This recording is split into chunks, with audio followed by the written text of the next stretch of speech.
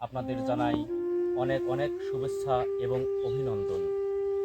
বন্ধুরা, আমি যেখানে দাঁড়িয়ে আছি এটা হলো আমাদের পাবনা জেলার চাটমোহরের মূলগ্রাম ইউনিয়নের সেই ঐতিহ্যবাহী চিকনাই নদী, যে নদীটার গল্প আপনারা যুগ যুগ ধরেই আপনারা শুনে আসছেন।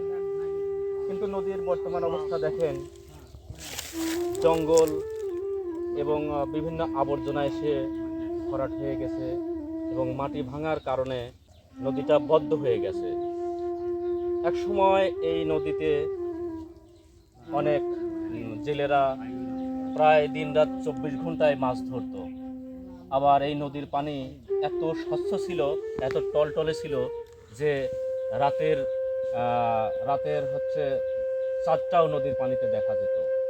আবার দূর দূরান্ত থেকে মানুষ এই পথেই, এই নৌপথে এসেই নৌপথের আশেপাশে যে হাটগুলো আছে, গ্রামের হাট বাজার, সেখানে এসে ব্যবসায়ীরা ব্যবসা করত।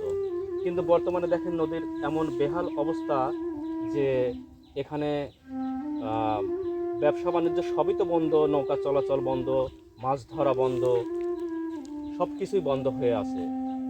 আর আমরা আমাদের এই এলাকার বাসীর একসময় এই নদীটা তাদের প্রাণ ছিল, যে প্রাণ কিন্তু এখন নষ্ট হয়ে গেছে।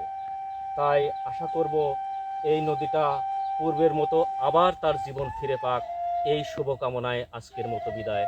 আসসালামু আলাইকুম।